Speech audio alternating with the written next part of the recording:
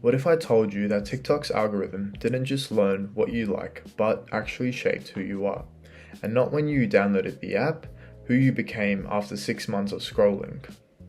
I want to show you exactly what happens using a real documented example that if you spent any time on TikTok's For You page, you may have already lived through without realizing. In 2021 and 2022, researchers studying TikTok users began noticing something consistent. People who started engaging with ordinary fitness and wellness content, nothing extreme, just the everyday health stuff that fills everyone's For You page, were being progressively recommended content that was more restrictive, more intense, and in some cases, clinically dangerous. The Wall Street Journal ran an experiment in 2021 where they created fresh accounts and fed them mild signals of interest in weight loss content. Within hours, the For You page had surfaced videos promoting extreme caloric restriction.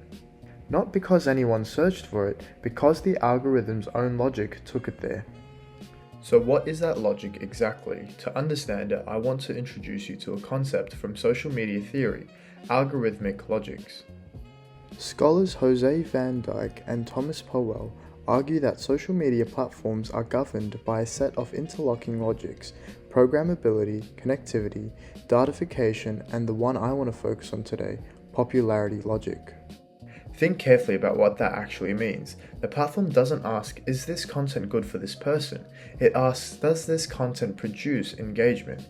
And content that provokes anxiety about your body, desire to achieve, fear of falling behind, that content produces enormous engagement, so popularity logic surfaces it over and over again.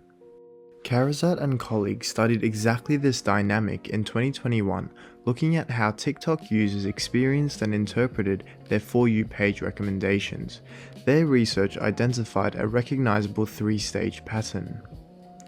Stage 1. Initial engagement. You interact with mainstream wellness content. Perfectly unremarkable. The algorithm logs your watch time, your replays, the fact you didn't scroll away.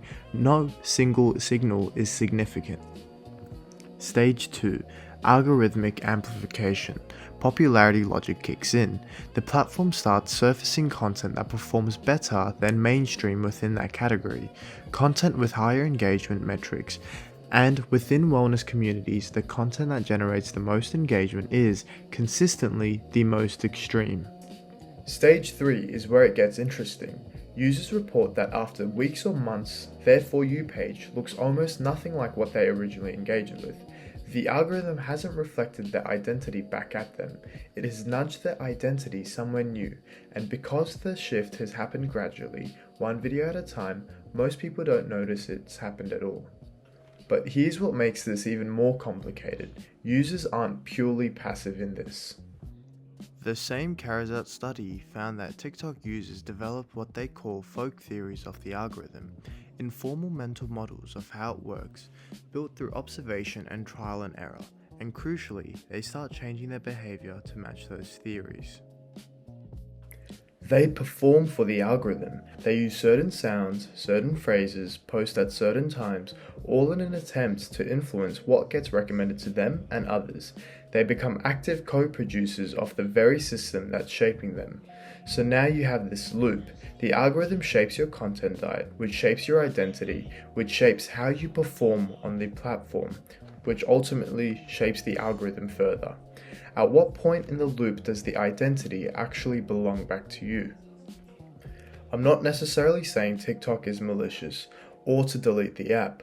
What I'm saying is that Van Dyke and Powell's popularity logic was described in 2013, before TikTok existed, and it's already perfectly explained what the platform would do.